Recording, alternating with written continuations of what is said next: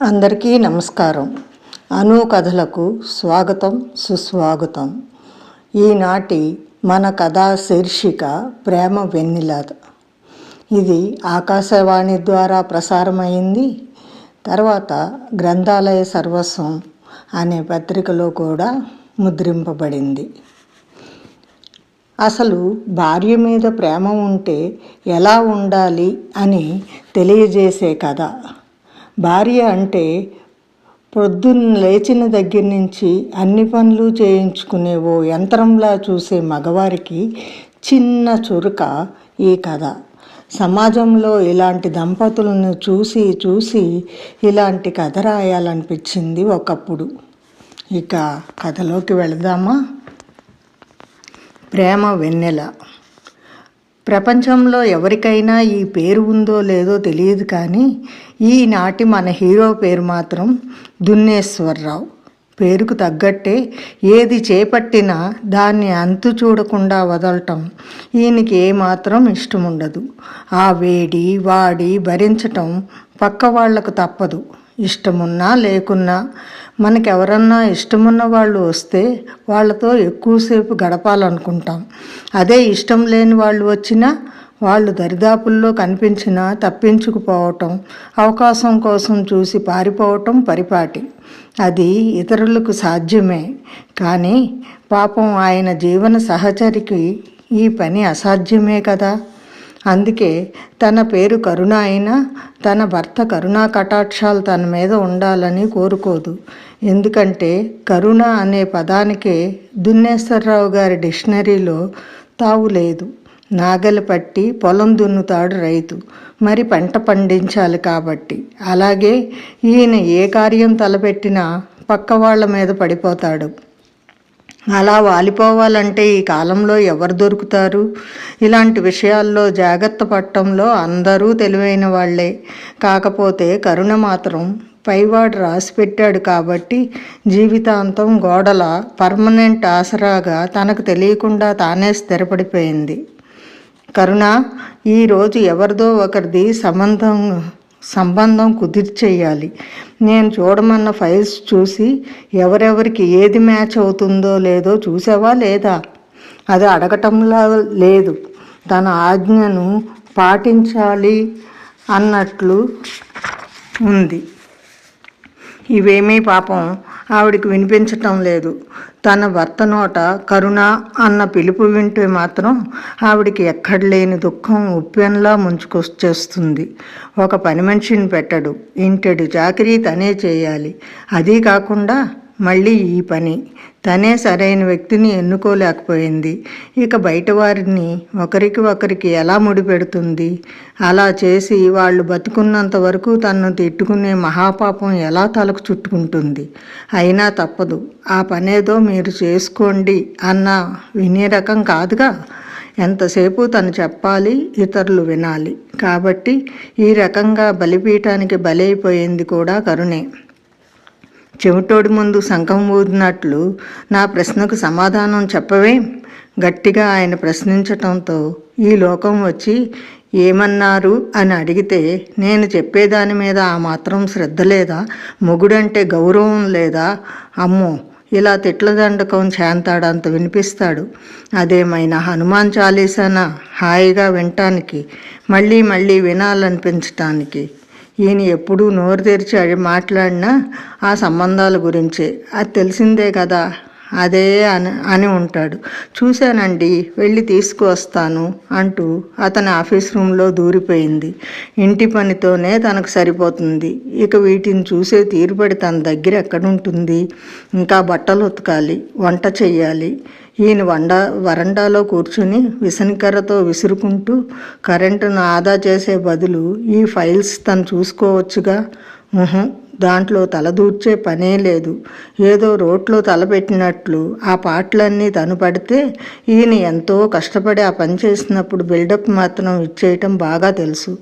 విసురుకొని ఆ విసనకర్రను విరగ్గొట్టే పని మాత్రం ఏ క్షణంలోనైనా జరిగిపోవచ్చు.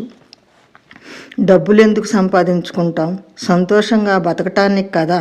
కాదు, దాచుకోవటానికి అనేది దున్నేశ్వరరావు సమాధానం.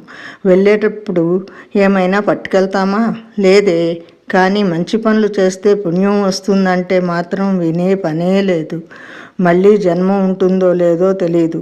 పాపపుణ్యాల లెక్కలు చూస్తారో లేదో అసలే తెలీదు. తెలియని వాటి గురించి దాన ధర్మాలు చచ్చినా చేయను అంటాడు కరాఖండిగా. అందరికీ ఇదొక వాడుక పాట అయిపోయింది. చచ్చాక బిగుసుకుపోవటం తప్ప ఇంకేం చేస్తారు? చచ్చినా చేయను అంటారు ఎందుకో. చచ్చాక అసలు ఎలా చేస్తారు ఏదైనా?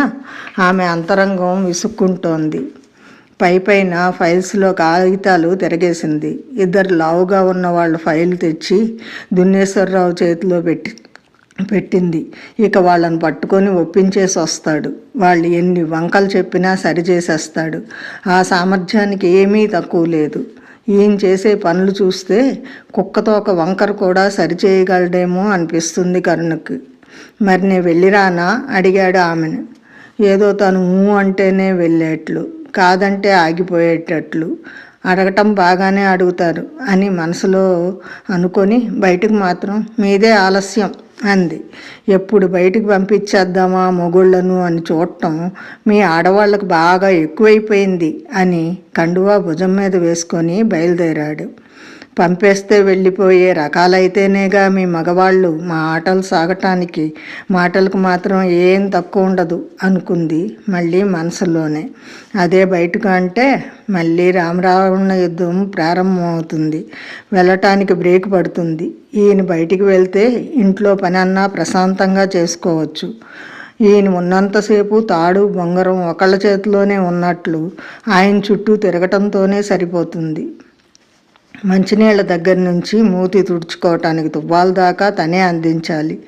ఏం మగవాళ్ళో ఏమిటో, వీళ్ళ పనులు వీళ్ళు చేసుకునే రోజులు ఎప్పుడొస్తాయో. వాళ్ళ పనులు వాళ్ళు చేసుకుంటే గొప్ప ఏముంది కన్నా, నువ్వు చేసినట్లు మీ ఆయనతో చేయించుకునే రోజు వస్తే ఉంటుంది మజాక అంది అంతరంగం తన మనసులో మాటని చెప్తూ. నిజమే, ఇదివరకు మగవాళ్ళు రోజుకు ముగ్గురిని పెళ్లి చూపులు చూసేవారు. ఇప్పుడు అమ్మాయిలు అలా చూస్తున్నారట. ఇదివరకు నచ్చామా లేదా అని అబ్బాయిలు చెప్పటం కోసం అమ్మాయిలు వాళ్ళు ఎదురు చూసేవారట. ఇప్పుడు అది తిరగబడిపోయింది. అమ్మాయిలే అబ్బాయిల్ని సెలెక్ట్ చేసుకునే రోజులు వచ్చేసాయి. అలాగే ఇది జరిగినా ఆశ్చర్యపోనక్కర్లేదు. ఆ రోజు తను ఉండగానే వస్తే తనకంటే సంతోషించేవారు ఎవరూ ఉండరు. తన ఆలోచనకు తనకే నవ్వు వచ్చింది కరుణకి. 4 రోజులుగా బట్టలు ఉతకటానికి కుదరలేదు నీరసంగా ఉండటంతో. ఇప్పుడు అవన్నీ ఉతకాలి అని తలుచుకుంటేనే భయం వేసింది. ఒక వాషింగ్ మిషన్ కొనచ్చుగా అంటే కొనరు. సంబంధాలు వాళ్ళ దగ్గర జలగలా బాగానే లాగుతారు. మళ్ళీ అక్కడ వాళ్ళకి మూడి ఉంటుంది. తిమ్మిని బొమ్మను తిమ్మిని చేసే ప్రయత్నంలో పడి దున్నేస్తూ ఉండి ఉంటారు అనుకుంది భర్త గురించి. ఆ విషయం ఆమెకి సంతోషాన్ని కలిగించలేదు. అందుకే ఉప్చ్ అంటూ ఓ నిట్టూర్పు విడిచింది, అంతకంటే ఏం చేయలేక. అసలు ఈ సంసారం వద్దు అని అతన్ని వదిలేయవచ్చుగా. ఈ చాకిరీ ఎక్కడ చేసినా నీ తిండి నీకు పెడతారు అంది మనసు ఓదార్పుగా. అలా ఎన్నిసార్లు అనుకుందో. కానీ ఈ దేశంలో భర్తను విడిచి వచ్చిన ఆడదానికి రక్షణ లేదు, గౌరవము లేదు. అందుకే ఇలా పడి ఉండటం. ఇలా ఎంతమంది ఇళ్లలో ఇష్టం లేని కాపురాలు చేస్తున్నారు. ఆకాశంలో నక్షత్రాలు లెక్క పెట్టలేనట్లు లెక్కించలేము అలాంటి వాళ్లను. ఇంతలో ఫోన్ మోగింది. ఎవరా అని చూస్తే వంటలు చేసే తిరుపతమ్మ. అప్పుడప్పుడు తన గోడు వెళ్ళబోసుకుంటూ ఉంటుంది ఆమె దగ్గర. హలో అంది కన్నుక ఫోన్ ఎత్తి. ఏం చేస్తున్నారు అవతల నుంచి? నా సంగతేం కానీ నీకు ఈరోజు ఎక్కడా వంట పని తగలలేదేమిటి? నేను గుర్తు వచ్చాను. అలాంటిదేం లేదు. నీ సమస్యకు నాకు తోచిన ఓ పరిష్కారం చెప్దామని. ఏమిటది? మాకు తెలిసిన ఓ ధనవంతుల ఇల్లు ఉంది. వాళ్ళకి ఇంటి పని వంట పని తెలిసిన వాళ్ళు కావాలట.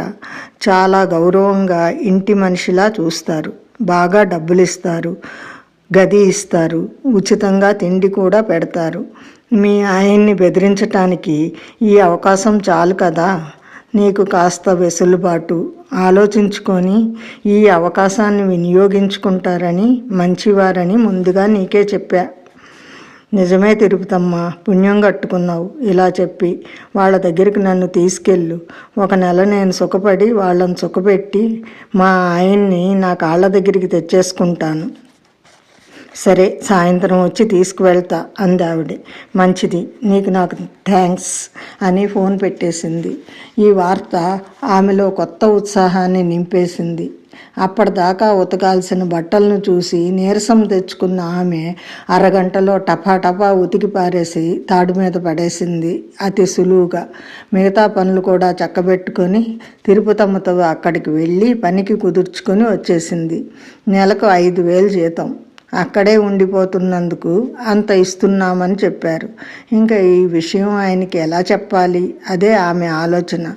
ఏమేవ్, కాస్త నా ముఖాన్ని కాఫీ కొట్టేది ఏమన్నా ఉందా? పడక కుర్చీలో దర్జాగా కూర్చుని అరిచాడు దున్నేశ్వరరావు. మీరు వంటింట్లోకి రండి, కాఫీ పెట్టడం నేర్పిస్తా. రేపటి నుంచి మీరే పెట్టుకోవాలిగా. ఏమిటే వాగుతున్నావు అంటూ విసురుగా వచ్చాడు వంటింట్లోకి. ఏమీ లేదు, ఇక్కడ ఇంట్లో పని జీతం బెత్తం లేకుండా చేయటమే కాకుండా నిమిషానికి తిట్లు బోనస్లో అందుకోవటం నాకు నచ్చలేదండి. అందుకే దీనికంటే వంట మనిషిగా ఉంటే బాగుంటుంది అనిపించింది. 1వ తారీఖు నుంచి ఒప్పేసుకున్నాను. 5,000 జీతం, అక్కడే బస. ఇక నేను మీకు ఏం భారంగా అనలేనండి. అమ్మో, నోట్లో మాట రానట్లుండేదానివి. ఎంత ప్రసంగం చేశావు, ఎన్ని మాటలు మాట్లాడావు. అక్కడ వాళ్ళకి చేసి పెడితే ఇక్కడ నా సంగతి ఏమిటి? మీరే ఆలోచించుకోండి. నేను ఇంకో కత్తిని తెచ్చుకుంటానే, మగాడిని నాకేంటి? కరుణ ఆ మాటకు కాస్త భయపడినా తగ్గితే అంతా రసాభాస అవుతుందని, మీకు పెళ్ళాం దొరికితే నాకు మరో మొగుడు దొరకడా ఏమిటి? అందులో 5,000 సంపాదిస్తుంటే అంది 5,000 నొక్కి పలుకుతూ. లోపల బెంకంగానే ఉన్నా బయటకు ధైర్యంగా కనిపిస్తూ ఇదేదో కడ అడ్డం తిరిగింది అని అర్థమైంది ఆయనకి. కాళ్ల బేరానికి రాకముందే ఏదో ఒకటి చెయ్యాలి అనుకున్నాడు. ఇంతకు ఎవరేమిటి నీకింత సాయం చేసింది అన్నాడు కాస్త తగ్గుతూ. ఎవరో ఏదో చేస్తారని చూస్తామా ఏమిటి? పేపర్లో చూశాను, మాట్లాడుకొని వచ్చాను. భార్య అన్న విలువ కూడా లేని మీ దగ్గర చేసే చాకరీ అక్కడ చేస్తే నేను మనిషిగా అన్నా బతకగలుగుతాను అంది ఖచ్చితంగా. ఒకసారి కాలు బయటపడితే మళ్ళీ ఇంట్లోకి రానివ్వను అన్నాడు ఆయన డాంబికంగా. నేను అది ఊహించే బయటికి వెళ్దామని నిశ్చయించుకున్నాను. అటు నుంచి కూడా ఖచ్చితమైన సమాధానం వచ్చింది. దీని అసాధ్యం కోలా, ఇంత ధైర్యం ఎలా వచ్చి చచ్చింది? బెదిరింపులకు కూడా లంగటం లేదు. ఆడది అణిగిమణిగి ఉన్నంత వరకే తన పబ్బం గడుస్తుంది. వాళ్ళు ఎదురు తిరిగితే ఇక మిగిలేది ఏమీ ఉండదు. వద్దు కర్ణ, అసలే రోజులు బాగోలేవు. అక్కడ నీకు జరగరాంది ఏమైనా జరిగితే ఆ జాగ్రత్త ముందే పడ్డాలేండి. నాకేదైనా అయితే ఆ ఇంటి వాళ్ళదే బాధ్యతని ముందుగానే పోలీస్ స్టేషన్లో కేసు పడేసా. ఆ విషయం అక్కడ చెప్పి మాట కూడా తీసుకున్నా. మీరేం నా గురించి అంత ఆలోచించక్కర్లేదు అంది అంతని ఒత్తి పలుకుతూ. ఇప్పటిదాకా చేతులు పట్టుకున్న పరిస్థితి ఇక కాళ్ళ మీద పట్టమే మిగిలింది. ఆ పని అస్సలు చేయబుద్ధి కావటం లేదు. పోనీ 1 నెల చూద్దాం, అక్కడ బాగోపోతే తనే దారిలోకి వస్తుంది, అప్పుడు తనే బెట్టు చేయవచ్చు అని నిర్ణయం తీసుకున్నాడు. తన గొయ్యి తనే తవ్వుకున్నాడు. సరే అని కరుణ అక్కడ చేరిపోయింది. ప్రశాంతమైన జీవితం. రోజుకో 2 గంటలు పొద్దున్న సాయంత్రం కష్టపడితే సరిపోతుంది. అడ్వాన్స్ ఇవ్వటంతో బట్టలు కూడా పని మనిషికి వేసేస్తోంది. హాయిగా ఉంది జీవితం అనుకుంది. ఇప్పుడు ఇక్కడ దున్నేశ్వరరావు పరిస్థితే దారుణంగా తయారైంది. పొయ్యి వెలిగించటం కూడా రాదు మరి. హోటల్కి వెళ్ళి రోజుకు 300 సమర్పించేటప్పటికి కళ్ళు బైర్లు గమ్మాయి. పిసినారితనం అటకెక్కి కూర్చుంది. మాసిన బట్టలు ఓ మూల నుంచి వెక్కిరిస్తున్నాయి. సంబంధాలు కుదర్చాలన్నంత ధ్యాస కూడా ఉండటం లేదు. కరుణ దగ్గర ఉంటే ఎంత ప్రశాంతంగా ఉండేది అనుకోని రోజు లేదు. 15 రోజులకే వెళ్ళి కాళ్ళ మీద పడ్డాడు. వచ్చేయమని బతిమిలాడాడు. మాట తప్పని వంశం మాది. నన్ను బాగా చూసుకుంటానని, ఇదివరకు నేను చేసే పనులన్నీ నాకు మీరు చేసి పెడతానని మాట ఇస్తే వస్తానంది. నాకు అవన్నీ రావుగా అన్నాడు బిక్కమొహం వేసి. 4 రోజులు నేను నేర్పిస్తాగా అంది కరుణ. ఏదో దీనంగా తను కాళ్ళు పట్టుకుంటే తోక ఊపుకుంటూ కుక్కలా తన వెంట వచ్చేస్తుంది అనుకున్నాను. ఇదేమిటి ఈ తిరకాసు పెట్టింది? కాదని వెళ్ళిపోతే ఉంటే కాస్తన్నా సాయం చేయకపోదా? లేకుంటే మొత్తం తనే కదా ఆ పాటలన్నీ పడాల్సింది. ఏదో అప్పుడప్పుడన్నా కాస్త సాయం చేసి ఉంటే తనకి తిప్పలు ఉండేవి కావు అనుకుంటూ స్వయంకృతాపరాధం అనుకొని మనసులోనే చెంపలు వేసుకున్నాడు. సరే అని తన షరతుకు అంగీకరించాడు. నెల జీతం తీసుకున్నాక వస్తానని అతన్ని పంపేసింది కరుణ. ఒక నెల అంతా ఇంటి పనులు చేసేటప్పటికీ తలప్రాణం తోక్కు వచ్చింది దున్నేశ్వరరావుకి. ఇప్పుడు సమానత్వం పాట పాడాడు, ఇద్దరం కలిసి చేసుకుందాం అని. ఆ పని పెళ్ళైనప్పటి నుంచి ప్రతివాడు పాటిస్తే సంసారంలో ఈ కలతలే ఉండవుగా అనుకుంది ఆ కరుణ. నేను తెలిసిన ఆవిడికే ఆ పని అప్పచెప్పాను. మీరేమైనా తోకజాడిస్తే నా ఉద్యోగం నాకు వచ్చేస్తుంది, నేను వెళ్ళిపోతాను అని ముందస్తుగానే వార్నింగ్ ఇచ్చింది. 4 రోజులు గడిచాయో లేదో ఇంట్లోకి పని మనిషి బట్టలు ఉతకటానికి చాకల్ని కుదిర్చాడు. మనిషిలోనే కాదు అతని మనసులో కూడా మార్పు వచ్చింది. కరుణ ఆ సంగతి గ్రహించింది, కానీ గ్రహించినట్లే ఊరుకుంది. నెల అయ్యేటప్పటికి నీరసంగా తయారయ్యాడు. కుడితిలో పడ్డ ఎలకలా ఈ పరిస్థితి నుంచి ఎలా బయటపడ్డాలో అతనికి అర్థం కావటం లేదు. కరుణ ఇంత మొండిగా ప్రవర్తిస్తుందని అతడు ఏమాత్రం ఊహించలేదు. తనలో తనే కుమిలిపోసాగాడు. తాను తాడు దేగేదాకా లాక్కూడదని కరుణ అనుకుంది. కాస్త తనే తగ్గటం ప్రారంభించింది. మీరు కూరలు తరిగిచ్చి వెళ్ళి ఫైళ్ళు చూసుకోండి, ఇంతలో నేను వంట చేసేస్తాను అంది ఒకరోజు. అంతే, పోయిన ప్రాణం లేచి వచ్చినట్లు అనిపించింది దున్నేశ్వరరావుకి. బుద్ధి వచ్చింది. ఇక కరుణను చిన్న మాట కూడా అనకూడదని మనసులోనే గట్టిగా నిర్ణయించుకున్నాడు. అలాగే అని బుద్ధిగా వెళ్ళి ఫైళ్ళల్లో తలదూర్చాడు. మనసు పెట్టి పని చేస్తాడు కాబట్టి సంబంధాలు చక్కగా మ్యాచ్ అయ్యేవి. ఇదివరకటి కంటే మంచి పేరు రావటం ప్రారంభం అయ్యింది. వచ్చే రాబడి పెరిగింది. దాంతో కొద్దిగా తోటివారికి సహాయం చెయ్యటము ప్రారంభించాడు. దీంతో దానకర్ణుడు అనే బిరుదు రాకపోయినా దున్నేశ్వరరావులో కూడా మానవత్వం కనిపిస్తోందనే మాట నలుగురి నోట్లో నానటం ప్రారంభించింది. అవసరం లేనప్పుడు తప్పించుకొని తిరిగిన వాళ్ళంతా ఇప్పుడు వచ్చి మరీ పలకరించి వెళ్తున్నారు. మంచి చెడు మాట్లాడుకుంటున్నారు. అది మరింత సంతోషాన్ని పెంచింది అతనిలో. భార్యతో చక్కగా కబుర్లు పంచుకోవటం ప్రారంభించాడు. అది అతనిలో మరింత ఉత్సాహాన్ని పెంచింది. అలా కొన్నాళ్ళు గడిచేటప్పటికి వాళ్ళిద్దరూ మంచి స్నేహితుల్లా మారిపోయారు. ఇంకొన్నాళ్ళు గడిచేటప్పటికి అది ప్రేమగా మారింది. ఇన్నాళ్ళు సంసారాన్ని యాంత్రికంగా చేసేవారు. మరి ఇప్పుడు లాహిరి లాహిరిలో పాటతో నౌకా విహారం చేసినట్లే ఉంటుంది ప్రతిరోజు. అప్పుడప్పుడు పార్కులకి, సినిమాలకు, విహారాలకు వెళ్తున్నారు. అన్నిటికంటే ముఖ్యమైనది ఇద్దరూ కలిసి నిర్ణయం తీసుకుంటున్నారు.